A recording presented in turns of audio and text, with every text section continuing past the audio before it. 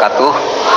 Mari kita bersujud semuanya, saudara-saudara di seluruh Indonesia, kepada ibu kita dalam rangka mengucapkan selamat Hari Ibu 22 Desember 2023 ini. Dan sesudah ini kita lanjutkan pengabdian kita kepada Ibu Pertiwi. Ada yang bertanya kepada kami, mungkin tidak Anda mentargetkan mendapat pertumbuhan ekonomi 7% di dalam 1 tahun, karena di dalam sejarah reformasi tidak pernah sampai tumbuh sebanyak 7%. Dulu hanya itu dicapai pada tahun 89 sampai 91 di era Orde Baru.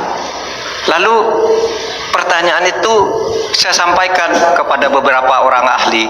Lalu mereka mengatakan hanya karena kebodohan kita ini tidak bisa menaikkan pertumbuhan ekonomi menjadi 7% karena kita ini kaya raya dengan sumber daya alam dan sumber daya manusia yang hebat.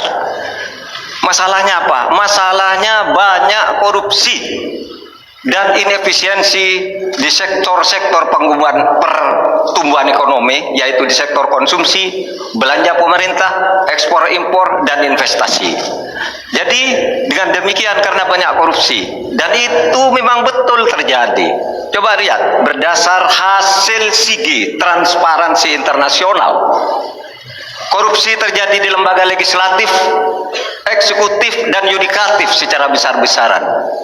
Korupsi juga terjadi di 3 metra alam kita ini. Kita menginjak bumi, ada korupsi di tanah dan pertambangan. Kita ke laut, ada korupsi di masalah kelautan. Kita melihat udara, pesawat terbang kita, ternyata di udara juga banyak korupsi. Akibatnya apa? Rakyat miskin.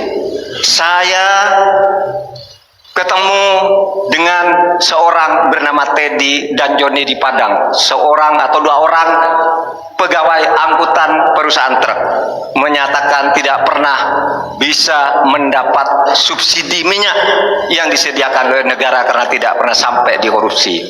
Saya juga ketemu dengan seorang Sri Wulan, anak kecil di Parongpong, Bandung Barat. Dia mengajak saya main layang-layang. Katanya, "Bapak, saya ingin terbang seperti layang-layang meraih cita, tapi saya tidak dapat."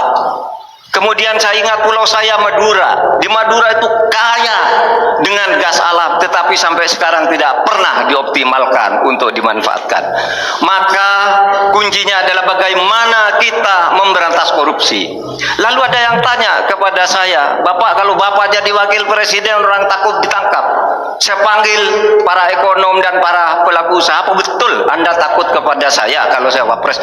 "Tidak, Bapak. Justru kami perlu seorang penegak hukum seperti Bapak. Karena apa? Kami kalau mau investasi di Indonesia ini diperas. Mau berusaha ini diperas.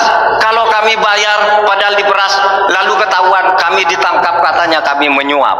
Itulah Indonesia ini pada saat ini. Oleh sebab itu, saudara sekalian, kita harus lawan korupsi.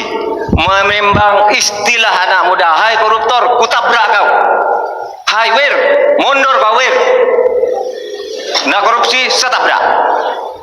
Saudara sekalian, ini semua dalam rangka agar terjadi pemerataan seperti ketentuan pasal 3 Undang-Undang Dasar. Di Al-Quran disebut kaila yakuna dulatan bainal yang. Jangan biarkan kekayaan itu hanya beredar di antara orang kaya. Waktu Bapak selesai.